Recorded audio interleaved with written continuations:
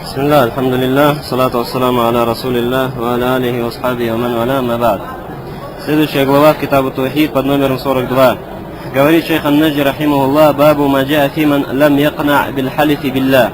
Глава о тех контекстах, которые говорят о человеке, которому недостаточно клятвы Аллахом. То есть, если кто-то поклялся ему Всевышним Аллахом, ему оказалось этого недостаточным, и он не остался довольным этим. Так вот, в этой главе приводятся некоторые контексты о том, каково положение этого человека. Прежде чем читать саму книгу, относительно этого и сам вопрос, шейх Мухаммад Хизам здесь у нас в носке привел слова шейха Ибн Усаймина из книги Аль-Кауль Аль-Муфид, то есть его шарх на Китабу Таухид. Говорит: «Мунасабату гадаль баб ли Китабу Таухид, анна ликтина биль халиф билля мин та'зимилля».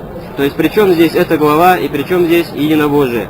Говорит, связь между этой главой и между вопросами единобожия в том, что тот, который остается довольным и ему достаточно клятвы Всевышним Аллахом, это является одним из проявлений возвеличивания Всевышнего Аллаха. Потому что клянущийся усилил и подтвердил то, чем он клянется, своей клятвой и возвеличиванием того, кем он клянется. О та'зим аль-махлюф бихи. Фаякуну мин та'зим аль-махлюф бихи ан тусаддика залик аль-халиф.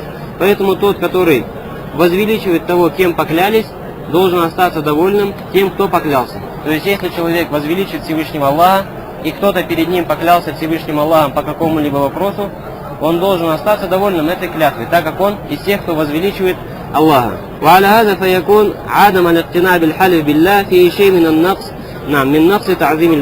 Поэтому тот, который не остается довольным, и ему недостаточно клятва Аллахом, из этого вытекает то, что его возвеличивание Аллаха несовершенно и неполноценно и недостаточно. А это противоречит совершенству единобожия. Вот эта вот связь между этой главой и между вопросами единобожия.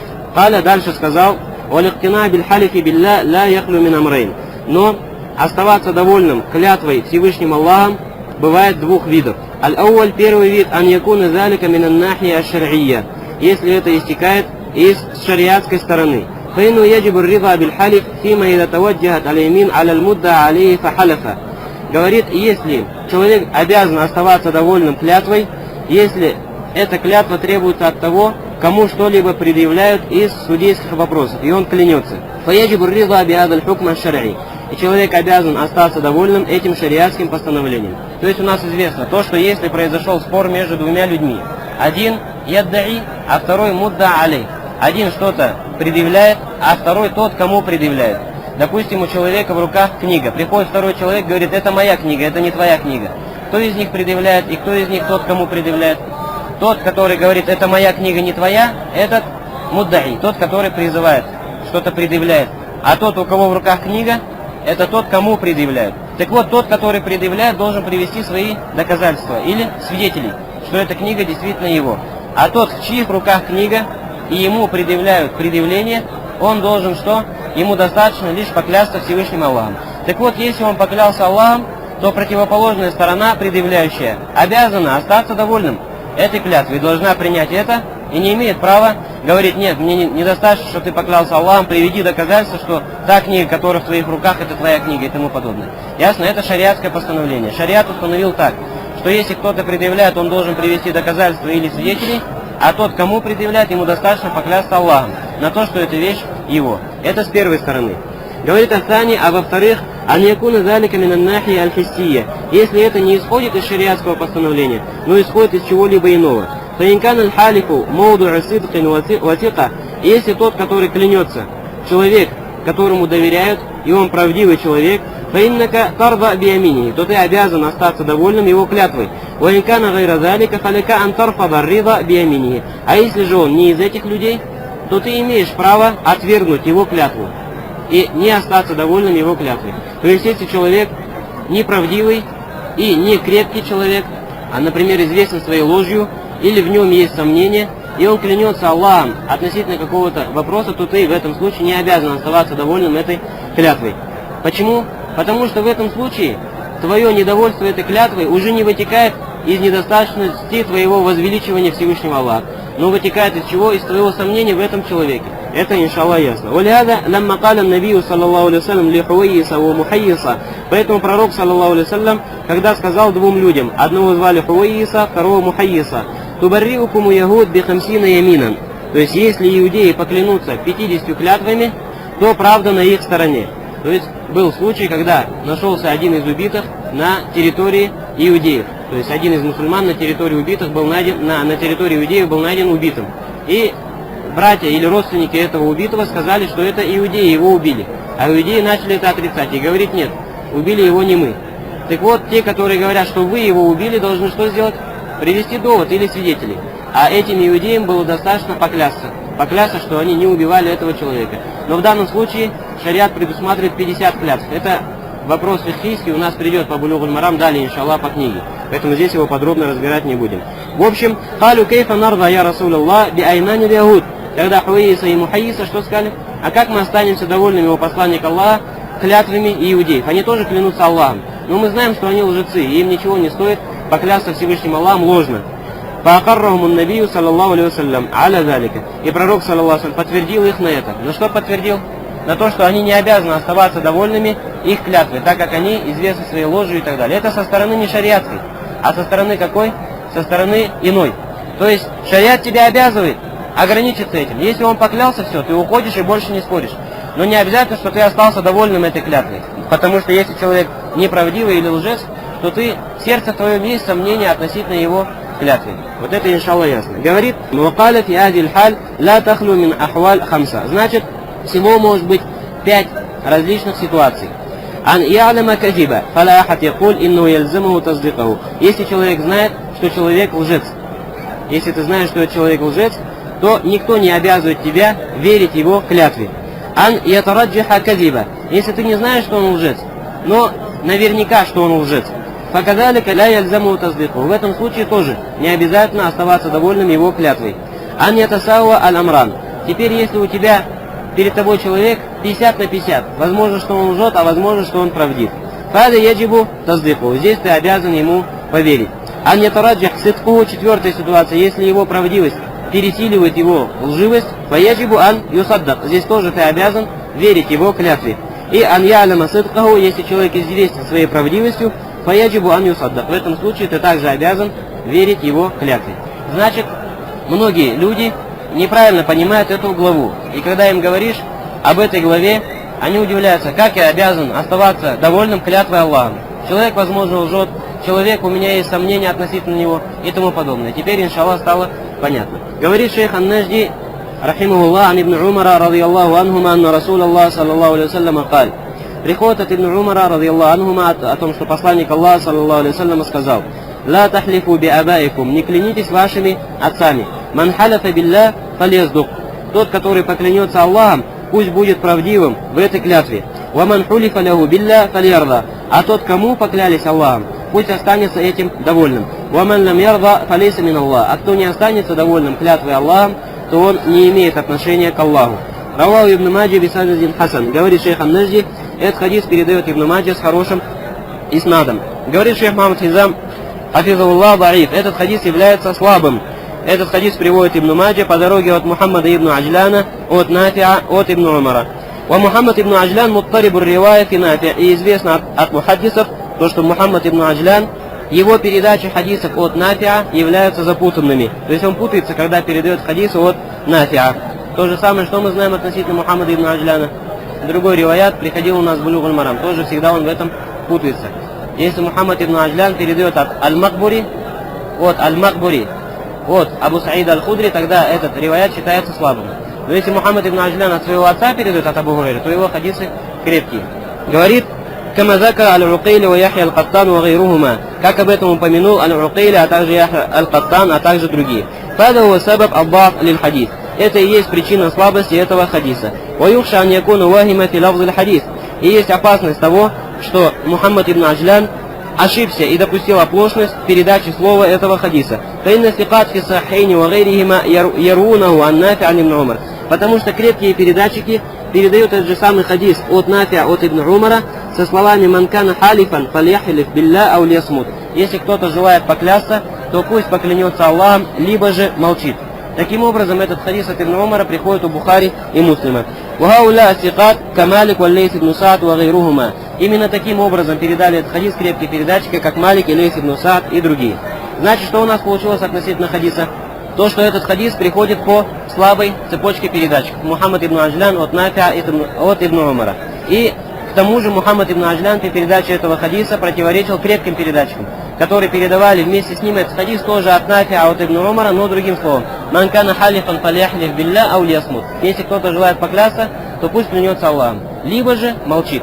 А Мухаммад ибн Аджлян передал этот хадис другими словами. Значит, этот хадис, который у нас в главе, является слабым. Говорит шейх Абдурахман ибн Хасан, рахимахуллах, разъясняя этот хадис. «Каулуху ла тахлифу би абаикум». Слова пророка, саллаллаху алейхи вассалям, не клянитесь вашими отцами.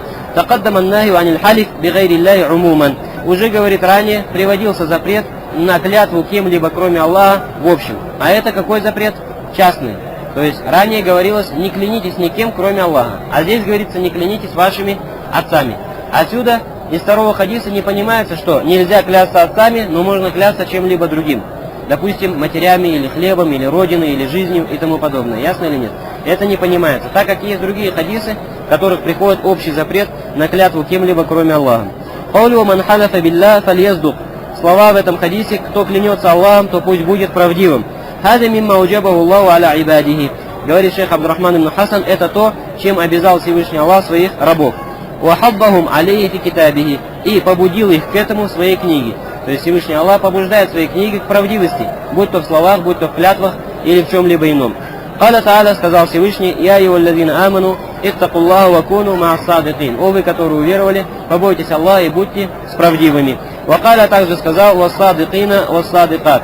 И те, которые были правдивыми из мужчин и женщин. «Вакаля» также сказал: «Фаляу садакуллаха лакана хайран лахум». Если бы они были правдивыми с Аллахом, это было бы лучше для них. «Ва халь ахлиль бир». И это и есть положение людей благочестивых. «Кама каля Тааля», то есть правдивость, это одно из проявлений благочестия человека. Как сказал Всевышний: «Лейсаль бирра ан туаллю вуджухакум кибаля аль-машрик валь-магриб».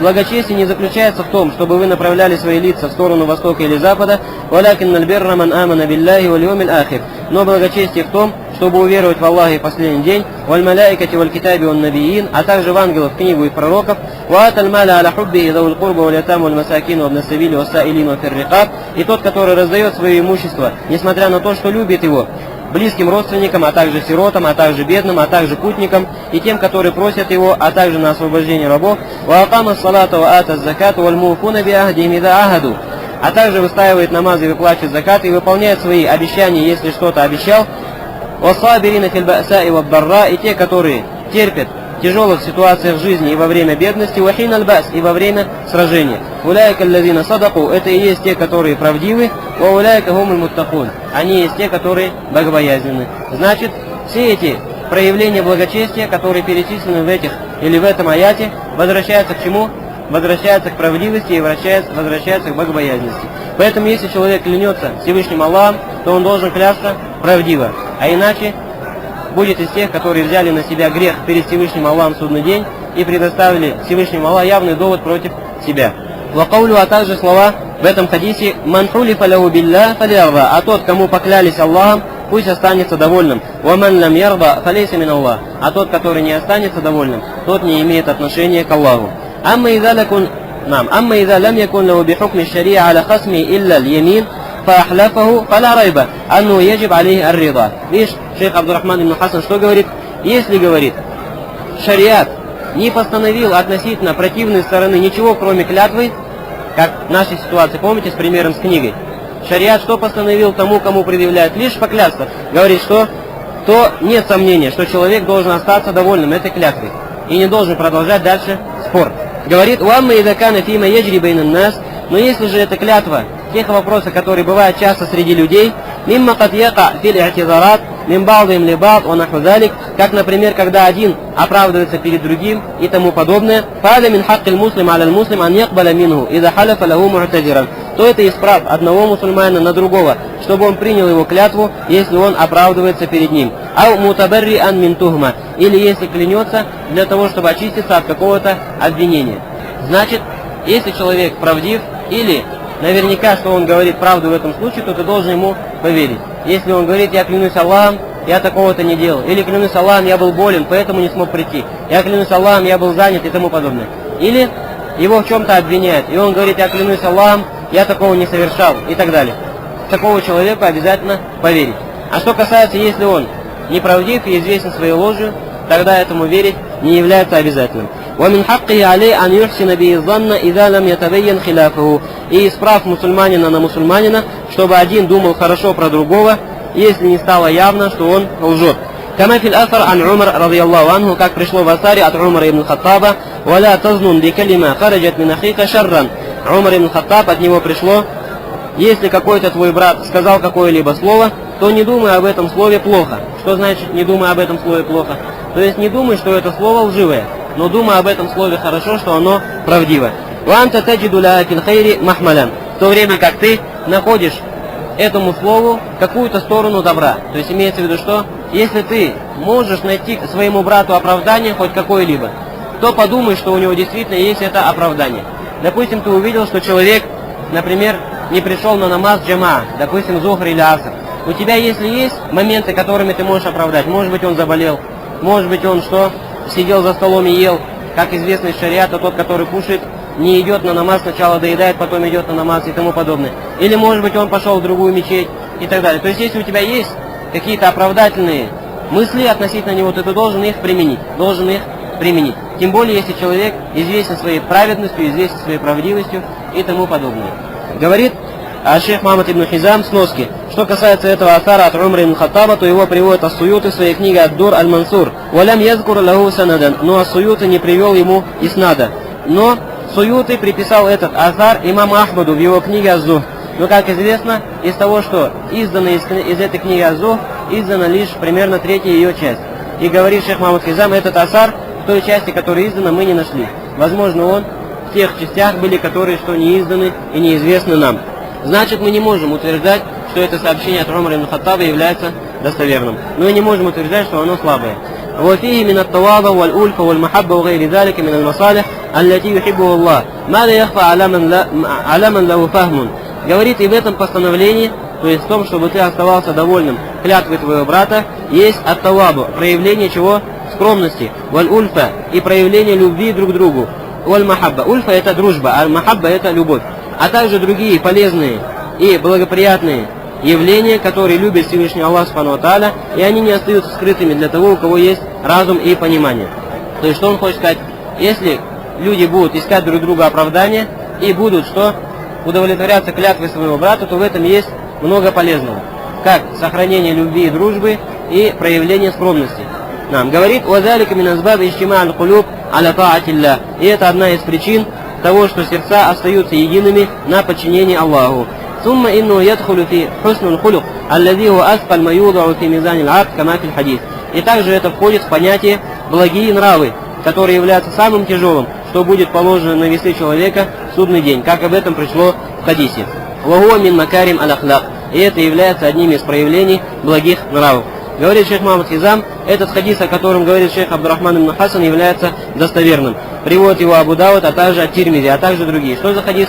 О том, что в судный день самое тяжелое, что будет положено на весы, это хуснуль хулук, то есть благие нравы человека. По дороге от Ата ибн Нафиа аль-Кайхарани, от Умму Дарда, от Абу Дарда. И этот иснад является достоверным. Что касается Ата ибн Нафиа, кад вассакаху ибн Маин, то его назвал крепким ибн Маин, а также ан-Насаи. И поэтому шейх Мукбиль назвал этот хадис достоверным в своей книге Сахих аль-Муснад. Лакин хуснуль хулук лейса аскаль мин калимат ат-таухид. Но нужно здесь упомянуть и указать на то, что благие нравы не являются чем-то более тяжелым, чем слово единобожие. Кама фи хадис аль-битака аль-мутакаддим фил баб рахма сани. Как об этом мы говорили в хадисе о битаке, то есть в хадисе о листочке, на котором было написано «Ла иляха илляллах», во второй главе этой книги. Фаякуну хадис аль-битака мухассисан ли хадис хадис. Поэтому хадис о листочке, в котором написано «Ла иляха илляллах», является конкретизирующим этому хадису. Значит, что получилось? Что в одном из хадисов пришло, что самое тяжелое, что будет положено на весы человека, это слово «Ля иляха илляллах». Во втором хадисе пришло, что самое тяжелое это благие нравы. Говорит, хадис о листочке конкретизирует хадис о благих нравах. Да, благие нравы самое тяжелое, но слово «Ля иляха илляллах» еще тяжелее. Говорит Хаза джаваб мин аль-аджуба. Это один из вопросов. Ау юкаль, или же лучше сказать, инна линсана ла якуну хусну ахлак, ва хуа мушрикун билля. То, что человек не бывает благих нравов, если он является многобожником. То есть тот, который не проявляет благодарность и не проявляет, что поклонение тому, кто его сотворил, тем более не будет проявлять благих нравов тому, кто не сделал ему добра. Или сделал ему добро меньше, чем сделал ему добро его Творец. Говорит, фат-таухид хуа рас аль-хулук аль-хасан. Поэтому единобожие стоит во главе благих нравов человека. Вот так можно собрать между этими двумя хадисами. Говорит шейх Абдурахман ибн Хасан, фатааммаль айюхан насих линафсихи ма юслихука ма Аллах та'аля мин аль-киям бихукукихи ва хукук ибадихи. Поразмышляй же, говорит тот, который желает себе добра, над тем, что приносит тебе пользу из выполнения прав Всевышнего Аллаха и прав его рабов. Ва идхаля сурур аля муслимин. И из того, когда ты вносишь какую-то радость среди мусульман. То есть это является одним из проявлений благих нравов. Когда ты радуешь мусульман. Если ты скажешь абшир, например, или расскажешь ему какую-то благую новость, все это является наградой перед Всевышним Аллахом. Ватарк аль-инкибаб анхум. И оставление. Инкибаб — это когда человек отворачивается или отдаляется от людей. Вот тарафку алейхим. И возвышение над людьми. То есть шейх Абдурахман ибн Хасан что говорит? Все эти проявления, то есть выполнение прав Аллаха, выполнение прав рабов Аллаха, радование верующих, находиться вместе с ними, не отдаляться от них, не возвышаться над ними, все это является чем? Проявлением благих нравов, и это принесет тебе пользу перед Аллахом в судный день. И это желает для себя тот, который желает для себя добра. Говорит, фаинна фи мин ад-дарар ма ла яхтуру биль-баль. Потому что если человек противоречит этим нравам, то в этом есть столько зла, которое даже не помещается в голову. Уаля ядуру биль-хаяль, и даже которое невозможно представить. То есть из смуты, из разногласий, из вражды, из ненависти и так далее. Вабасту хазиль умур, вазикр маварада фиха мазкурун фи кутуб аль-адаб ва гайриха. А что касается подробного разбора этих вопросов и тех контекстов, которые пришли относительно этого, можно посмотреть в книгах о благих нравах. Фаман рузика залика, валь амаля бима ямбагhi аль-амаль биhi минху, ва тарк ма яджибу таркуху мин залик, далля аля уфур динихи. Тот, который будет наделен этими благими качествами и будет совершать действия, истекая из них, и оставит то, что противоположно этому, это указывает на то, что его религия полноценна. Вакамаль аклихи, и то, что его разум является полноценным. Валлаху аль-муаффик валь-муин, и Всевышний Аллах направляет на благо и оказывает свою помощь ли абди, своему рабу, ад-даиф аль-мискин, слабому, бедному. Валлаху алям, и один Аллах лучше знает. Говорит шейх Ан-Наджди фихи масаль. В этой главе мы разобрали некоторые вопросы. Аль-Уля, первый вопрос. Ан-Нахи аниль халиф биль-аба. Запрет клясться отцами. Аль-Сани, второй вопрос. Аль-Амр лиль-махлюф лаху билля ан ярда. Приказ тому, перед кем поклялись Всевышним Аллахом, чтобы он остался довольным. Аль-Салиса, и третий вопрос. Уаид ман лам ярда. Угроза тому, кто не останется довольным клятвой Всевышним Аллахом субхану ва тааля. Благих нравов. Говорит шейх Мухаммад Хизам, этот хадис, о котором говорит шейх Абдурахман ибн Хасан, является достоверным. Приводит его Абу Дауд, а также Ат-Тирмизи, а также другие. Что за хадис? О том, что в судный день самое тяжелое, что будет положено на весы, это хуснул хулук, то есть благие нравы человека. По дороге от Ата ибн Нафиа аль-Кайхарани, от Умму Дарда, от Абу Дарда. И этот иснад является достоверным. Что касается Ата ибн Нафиа, кад вассакау ибн Маин, то его назвал крепким ибн Маин, а также Ан-Насаи. И поэтому шейх Мухбиль назвал этот хадис достоверным в своей книге Сахих аль-Муснад. Лякин хуснул хулук лейса аскаль мин калимат ат-таухид. Но нужно здесь упомянуть и указать на то, что благие нравы не являются чем-то более тяжелым, чем слово единобожие. Кама фи хадис аль-битака аль-мутакаддим фил баб рахмастани. Как об этом мы говорили в хадисе о битаке, то есть в хадисе о листочке, на котором было написано «Ла иляха илlallah» во второй главе этой книги. Фаякуну хадис аль-битака мухассисан лихадаль хадис. Поэтому хадис о листочке, в котором написано «Ла иляха илlallah», является конкретизирующим этому хадису. Значит, что получилось? Что в одном из хадисов пришло, что самое тяжелое, что будет положено на весы человека, это слово «Ла иляха илlallah». Во втором хадисе пришло, что самое тяжелое это благие нравы. Говорит, хадис о листочке конкретизирует хадис о благих нравах. Да, благие нравы самое тяжелое, но слово «Ла иляха илlallah» еще тяжелее. Говорит, хаза джаваб мин аль-аджуба. Это один из вопросов. Ау юкаль, или же лучше сказать, инна линсана ла якуну хусну ахлак, ва хуа мушрикун билля. То, что человек не бывает благих нравов, если он является многобожником. То есть тот, который не проявляет благодарность и не проявляет, что поклонение тому, кто его сотворил, тем более не будет проявлять благих нравов тому, кто не сделал ему добра, или сделал ему добро меньше, чем сделал ему добро его Творец. Говорит, «Фаттаухид хуа рас аль-хулук аль-хасан». Поэтому единобожие стоит во главе благих нравов человека. Вот так можно собрать между этими двумя хадисами. Говорит шейх Абдурахман ибн Хасан, «Фатааммаль айюхан насих линафсихи ма юслихука ма Аллах та'аля мин аль-киям бихукухи ва хукух ибадихи». Поразмышляешь, говорит, тот, который желает себе добра, над тем, что приносит тебе пользу из выполнения прав Всевышнего Аллаха и прав его рабов.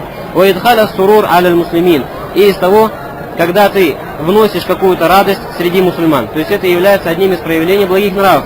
Когда ты радуешь мусульман. Если ты скажешь «Абшир», например, или расскажешь ему какую-то благую новость, все это является наградой перед Всевышним Аллахом. «Ватарк аль-инкибаб ангум». И оставление. Инкибаб — это когда человек отворачивается или отдаляется от людей. Вот тарафку алейхим, и возвышение над людьми. То есть шейх Абдурахман ибн Хасан что говорит? Все эти проявления, то есть выполнение прав Аллаха, выполнение прав рабов Аллаха, радование верующих, находиться вместе с ними, не отдаляться от них, не возвышаться над ними, все это является чем? Проявлением благих нравов, и это принесет тебе пользу перед Аллахом в судный день. И это желает для себя тот, который желает для себя добра. Говорит, «Фаинна фи мин абдарар ма ла яхтуру бильбаль». Потому что если человек противоречит этим нравам, то в этом есть столько зла, которое даже не помещается в голову. «Уаля ядуру биль хаяль», и даже которое невозможно представить. То есть из смуты, из разногласий, из вражды, из ненависти и так далее. «Уабасту хазиль умур ва зикр маварада фиха мазкурун фи кутуб аль-адаб ва гайриха». А что касается подробного разбора этих вопросов и тех контекстов, которые пришли относительно этого, можно посмотреть в книгах о благих нравах. «Фаман рузика залика, валь амаля бима ямбагhi аль-амаль би минху, ва тарк ма яджибу таркуху мин залик, далля аля уфур динихи». Тот, который будет наделен этими благими качествами и будет совершать действия, истекая из них, и оставит то, что противоположно этому, это указывает на то, что его религия полноценна. «Вакамаль аклихи», и то, что его разум является полноценным. «Валлаху муаффик валь муин», и Всевышний Аллах направляет на благо и оказывает свою помощь ли абдихи, своему рабу, ад-даиф аль-мискин, слабому, бедному, «Валлаху алям», и один Аллах лучше знает. Говорит шейх «Ан-наджи фихи масаль». В этой главе мы разобрали некоторые вопросы. Аль-уля, первый вопрос, «Ан-нахи аниль халиф биль аба». Запрет клясться отцами. Аль-сания, второй вопрос, «Аль-амр лиль махлюф лаху билля ан ярба». Приказ тому, перед кем поклялись Всевышним Аллахом, чтобы он остался довольным. Аль-салиса, и третий вопрос, «Ваид ман лам ярба». Угроза тому, кто не останется довольным клятвой Всевышним Аллахом субхану ва тааля. Минху ва тарк ма яджибу таркуху мин залик, далля аля уфур динихи. Тот, который будет наделен этими благими качествами и будет совершать действия, истекая из них, и оставит то, что противоположно этому, это указывает на то, что его религия полноценна. «Вакамаль аклихи», и то, что его разум является полноценным. «Валлаху муаффик валь муин», и Всевышний Аллах направляет на благо и оказывает свою помощь ли абдихи, своему рабу, ад-даиф аль-мискин, слабому, бедному, «Валлаху алям», и один Аллах лучше знает. Говорит шейх «Ан-наджи фихи масаль». В этой главе мы разобрали некоторые вопросы. Аль-уля, первый вопрос, «Ан-нахи аниль халиф биль аба». Запрет клясться отцами. Аль-сания, второй вопрос, «Аль-амр лиль махлюф лаху билля ан ярба». Приказ тому, перед кем поклялись Всевышним Аллахом, чтобы он остался довольным. Аль-салиса, и третий вопрос, «Ваид ман лам ярба». Угроза тому, кто не останется довольным клятвой Всевышним Аллахом субхану ва тааля. Поклялись Всевышним Аллахом, чтобы он остался довольным. Аль-салиса, и третий вопрос, «Ваид ман лам ярба». Угроза тому, кто не останется довольным клятвой Всевышним Аллахом субхану ва тааля. Всевышним Аллахом субхану ва тааля.